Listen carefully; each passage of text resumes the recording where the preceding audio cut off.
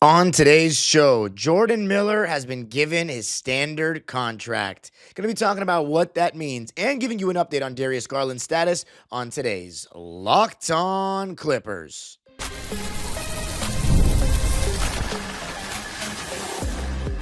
You are Locked On Clippers, your daily Los Angeles Clippers podcast, part of the Locked On Podcast Network, your team every day. Yes, sir. You are locking in with the Clips. Thank you for making Locked On Clippers the first listen of your day, your team every day.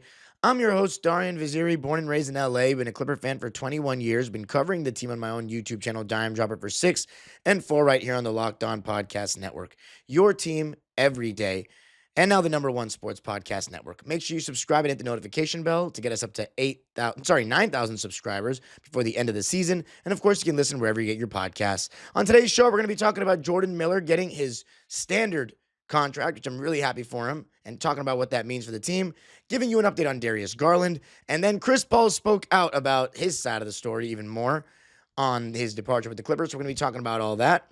Now, let's begin with the news of the day, and that is that Shams Charania reported that Jordan Miller has been given a 2-year standard contract. Now, the details of the deal in terms of how much have not been released, but all we know is that Jordan Miller is here to stay. He's no longer in a 2-way contract. We're not going to hit a 50-game limit. And, he just offered some stats as well in the tweet. We're 9-3 when Jordan Miller scores 10 or more, and have gone 21-12 since he was entered into the rotation this season. My takeaway is that I'm ecstatic. I've been talking about we need to get Kobe Sanders and Jordan Miller converted from a 2-way contract into standard contracts, and we've done exactly that over the last couple of weeks. We got rid of Chris Paul. We got rid of Kobe Brown.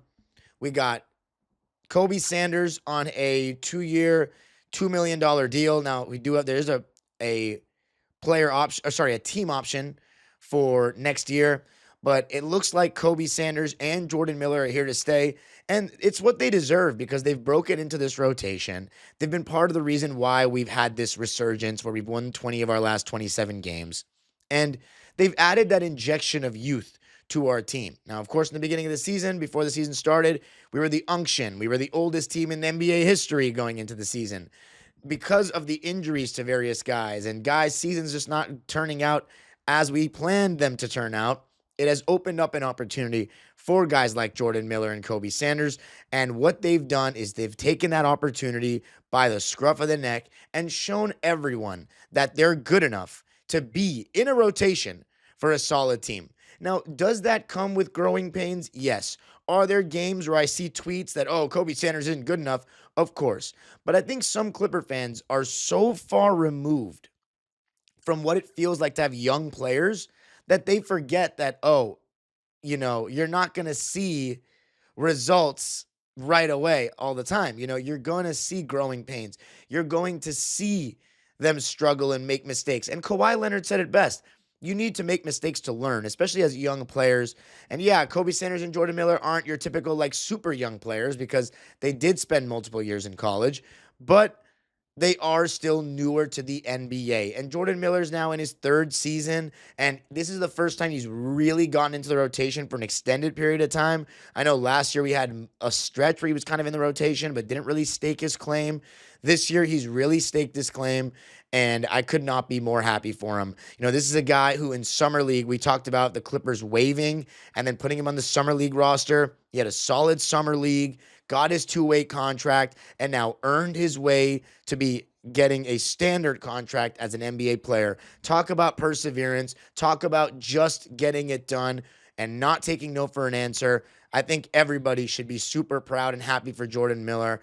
And look what he's added to the team. He's added a player who can get downhill, who can get 2 feet in the paint. Outside of James Harden, we don't really have guys that get 2 feet in the paint. Even Kawhi Leonard. Sometimes he does, but he doesn't, as I said, he doesn't get by guys frequently. At most, he'll get a guy on his hip, and that's just enough for him to get off his shot because he's that good. But we still, right now, especially without James Harden, we don't have guys that can consistently get 2 feet in the paint. But Jordan Miller and Ben Mathurin, and when we get Darius Garland back, and I'll talk about that later, those guys can do it, So Jordan Miller being one of those guys, he had a stretch where he was scoring double figures. I think it was 8 straight games in double figures, and it was a big part of why we were, winning games. And not only just being able to get 2 feet in the paint, Jordan Miller is very good at getting to the free throw line as well, and that's something that we just don't do enough of. So yeah, in January, he had a stretch where he was 8 games in a row with double digit scoring, and he had a 20-point game in the beginning of February at Phoenix. He had a 21-point game in the game that we lost against the 76ers, which is still to this day the one game I haven't seen this season, and I still have to watch it because I just want to say that I've seen every game. And he's been a little bit colder the last couple of games, but that being said, he's just been awesome. He's been a guy who's come in, next man up mentality, really entered the rotation in mid-December, and our season slowly turned around. We lost those first 2 games that he was in the rotation against Memphis and then at OKC, and then the winning started against the Lakers, Rockets, and so on and so forth. So, actually, no, he didn't actually get into the rotation against the Lakers, the Rockets. It was really at Portland where we started to see the beginning of Jordan Miller getting extended run, and I'm just really happy for him. But, yeah, Jordan Miller is officially on a standard contract now. And for those that are unfamiliar with Jordan Miller's game, like if you're somebody who's just watching the show and you're not a Clipper fan, Jordan Miller has the unique ability to finish off of 1 foot really well and keep his balance even when getting bumped or even when he's hanging on 1 foot for like 2 seconds, literally. He has that amazing slow step where he'll like go from fast to slow and then hang on 1 foot as guys fly by and jump, and he'll still lay it in. And he has a really good Euro step, and he finishes through contact very well. Now, the one thing that I said for many, many years, or not many years, but in my time covering Jordan Miller, which has been his whole career since I've been the host of this show, the 3-ball, that's going to be the big thing for Jordan. Can he become a consistent 3-point shooter? This season, he's shooting 36% from the field on 2 attempts a game, which is not great, but it's not bad either. So, we'll see what that percentage ends, or what that percentage finishes at the end of the season. But Jordan Miller absolutely earned this. I'm really happy for him. Right now our rotation is Chris Dunn, Derek, until Darius comes back. It's Brook Lopez, John Collins, Kawhi Leonard, Chris Dunn, and DJ. Then off the bench, you got Nico, you got Jordan, you got Kobe Sanders, and you have Ben Mathurin. So really a 9-man rotation. And then if we want to get interesting, we can go with Bogey. But from hearing Ty Lue's comments in shoot around this morning, I don't think Bogey is going to be back in the rotation, and I don't think he should either. I forgot about Yannick. Never mind, not Bogey, Yannick. So 10-man rotation, really. So, yeah, last game, we didn't have Nico Batum. He caught a DNP before the All-Star break, but Ty Lue did say, he was just getting some extended rest. He's going to be back in the rotation. So we have a 10-man rotation. Jordan Miller's a big part of that. He's earned this. Now, coming up, an update on Darius Garland.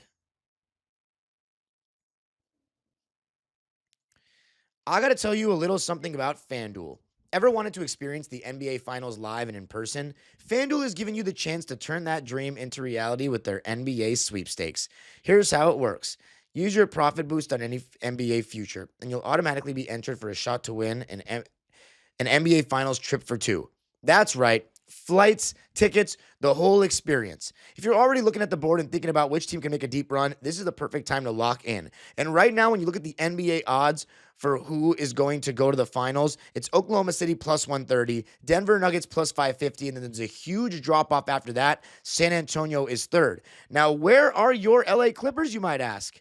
Well, we are nowhere near it because after we lost James Harden, I think our odds went down tremendously. We're not in the top 10. We're not even in the top 15. We're number 19 or 18 from what I'm seeing. So if you think that we're a dark horse to make the NBA Finals, where can you bet on that? FanDuel. It's America's #1 sportsbook. Visit FanDuel.com to get started. Use your profit boost on an NBA future and get entered for your chance to win a trip to the NBA Finals. Play your game with FanDuel, the official sports betting partner of the NBA. I got to tell you a little something about Quo.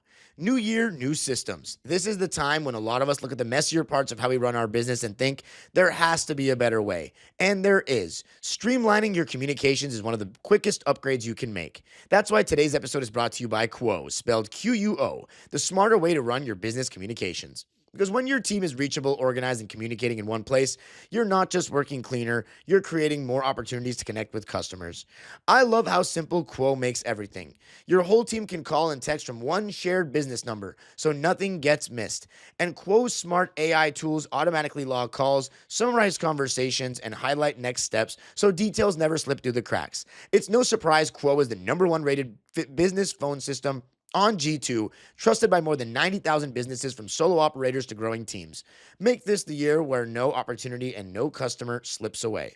Try Quo for free, plus get 20% off your first 6 months when you go to quo.com/LockedOnNBA.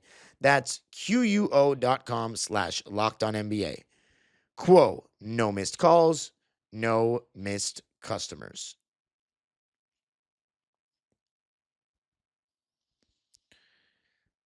Thank you for making Locked On Clippers your first listen of the day.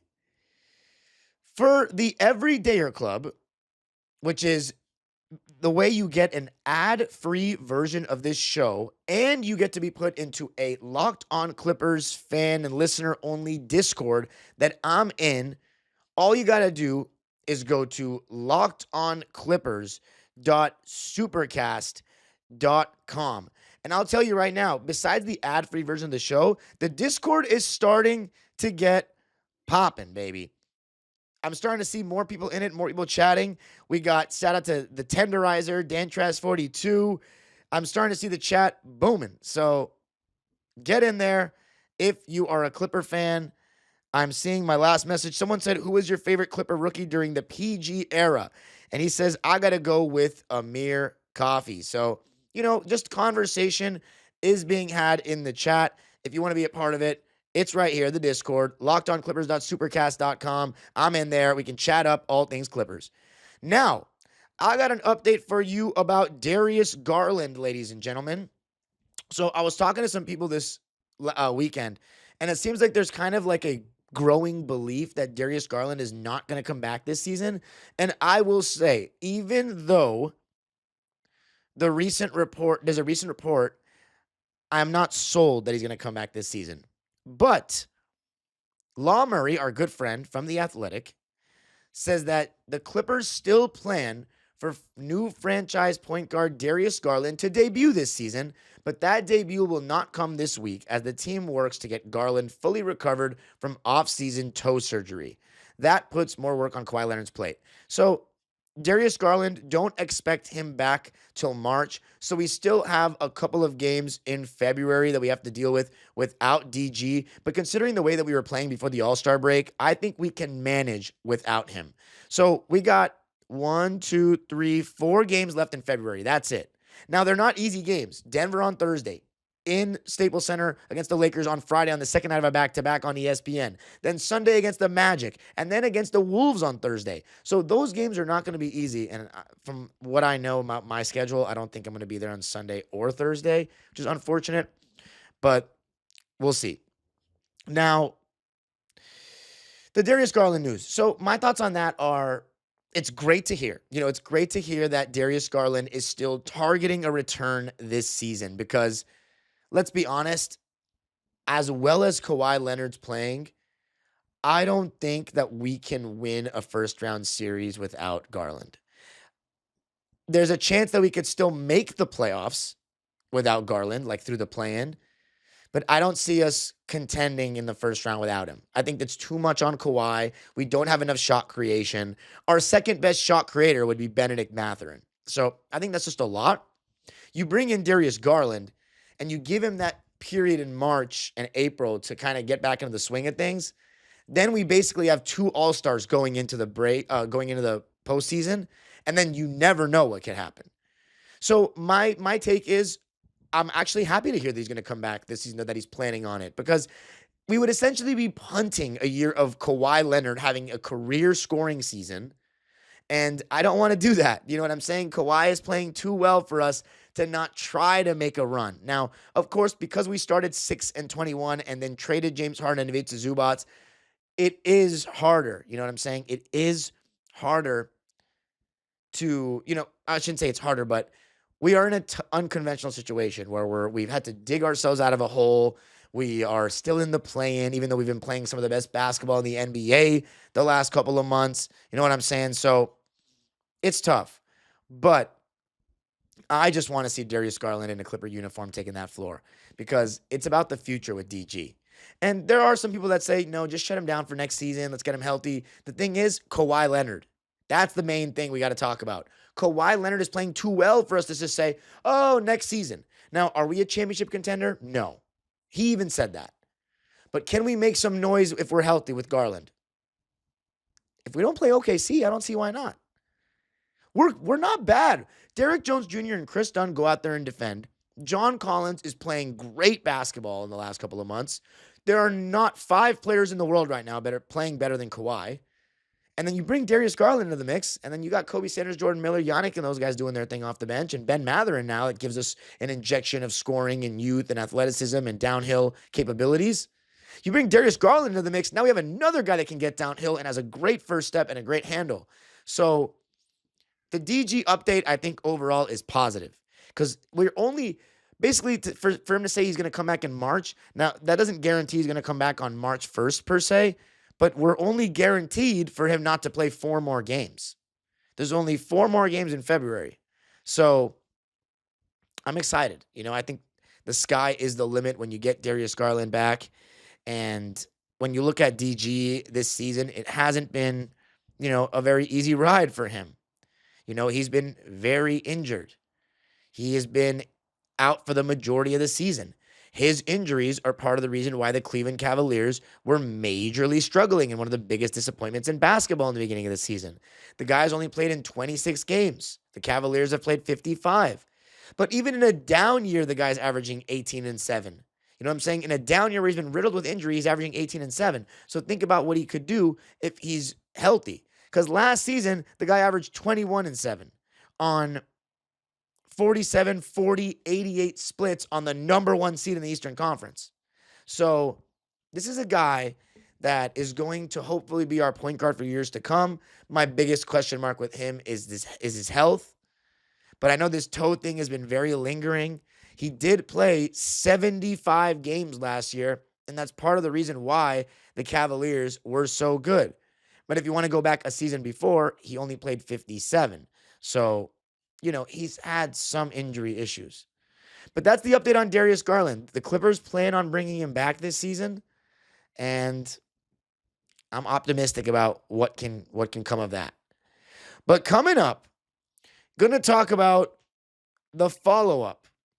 Chris Paul speaks out after his retirement with Carmelo Anthony on his podcast about what went down towards the end of his tenure with us. Going to be talking about that coming up. I got to tell you a little something about Indeed. Workplace chaos, deadlines stacking up, inbox overflowing, and the one position you have to fill still sitting open. When the pressure's on and you need the right hire, this is a job for sponsored jobs. Indeed Sponsored Jobs helps you reach the people who actually fit what you're looking for. Skills, experience, location, so you're not just hoping the right candidate stumbles across your post. And here's a stat that says it all.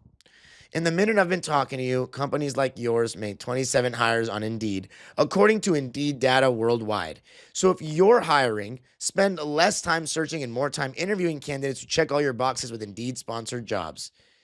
Spend less time searching and more time actually interviewing candidates who check all your boxes. Less stress, less time, more results. When you need the right person to cut through the chaos, this is a job for Indeed Sponsored Jobs. And listeners of this show will get a $75 sponsored job credit to help get your job the premium status it deserves at Indeed.com/podcast. Just go to Indeed.com/podcast right now and support our show by saying you heard about Indeed on this podcast. Indeed.com/podcast. Terms and conditions apply. Need to hire? This is a job for Indeed Sponsored jobs.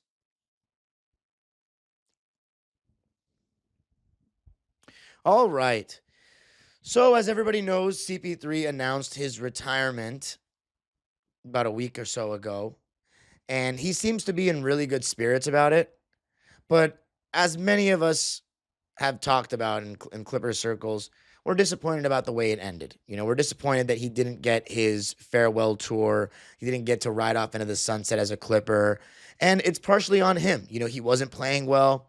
But this whole thing about how he got kicked off of the team has been very controversial. There's clearly two sides to the story. We're obviously not hearing the Clippers side, but Chris Paul had some things to say on Carmelo Anthony's podcast, and they're not super different to what we've heard from, the mouthpieces that Chris has used in the media, like Ramona Shelburne or Chris Haynes. You know what I'm saying? So he basically said that, they told him in the beginning of the season that they didn't want him giving advice to players. Now, let's just break that down for a sec. I think that's full of shit. And I'm a Chris Paul fan. He's my favorite Clipper of all time after Blake Griffin. Honestly, right up there with, it's close. I don't even know. I literally change my mind every day on that. Because it was probably Blake Griffin. Well, when we had them both on the team, it was Chris Paul. Because I'm a point guard. So I grew up idolizing that. Then it was Blake after Chris Paul left because Blake never wanted to leave. And then it was still Blake up until Chris Paul came back this year. And then I was like, okay, maybe it's Chris Paul again, or I like them equally. And then the Chris Paul departure happened, and I was like, I didn't know what to think. And then I met Chris Paul twice, and then I was like, he's such a good guy. He was so cool to me. So I don't know. They're both my favorite Clippers of all time. Let's just put it that way. But there's no way the Clippers just tell Chris Paul, or any player for that matter, we don't want you giving advice to players. We don't want you being a mentor. I don't buy it. I don't buy it at all. It's Chris Paul. This is the thing I know about CP3, right? And hearing everybody talk about him and just seeing the way he operates. He doesn't always know how to deliver his message, and that's a very important part that I've learned about being a leader in anything. Is your delivery and your tone matters. And not every single person is going to be able to receive your message in a certain tone the way you want them to. Some people are more sensitive than others. And CP3, I know for a fact, his tone and his delivery did not sit well with Blake Griffin and did not sit well with a lot of guys that he played with. So I'm not saying that players complained and went over to the coaching staff and front office and said, I don't like the way Chris Paul talks to me. I have no evidence of that. But what I think, and I don't have any proof either, is saying that we don't want him to give advice to players is ridiculous. I think it had to have been more than that he's not telling us. And then Chris Paul said, Lawrence Frank sent me an article about how great my leadership is. And then Chris Paul wanted to talk to Ty Lue about things that were going on within the team. And Lawrence Frank said, nah, I can't make that happen for you. And that also backs up the story that Ty Lue and Chris Paul weren't talking like that. So their relationship clearly didn't end on the best terms. And it's sad because Ty Lue was an assistant with Lob City, with Glenn Rivers. But Chris Paul is just basically, and I still love Chris Paul no matter what. He's still making us look like the bad guy, and look, we aren't innocent. I think it was really messed up what we did to waive him like that and to make his, kind of end his career like that. But the reality is that we don't know the whole story. And for the Clippers to take a PR hit so bad that they've waived and kicked off the team, their best player in franchise history, arguably, with Blake Griffin, not Kawhi Leonard. Kawhi Leonard is the best basketball player that has ever played for the Clippers, but the greatest Clipper, the guy who's done the most, is between those two, Chris Paul and Blake Griffin. To kick that guy off the team, it has to be something really bad that it was unbearable for them to even have him around. Now, again, from what I've heard, he was undermining people behind their backs like a little girl. Or a gossiper, whatever I should say. That's what I heard.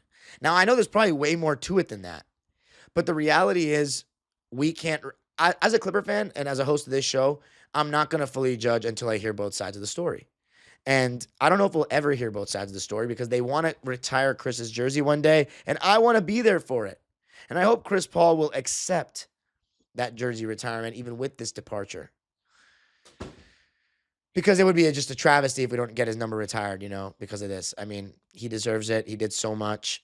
And the funny part is, he said, like, Lawrence Frank told me that, and then he kicked me off the team. I think the reason why the Clippers aren't exposing their side is because they still want Chris Paul's number retired. They don't want to, like, slander his reputation because it's probably really, really bad. It's probably really, really bad that they waived him.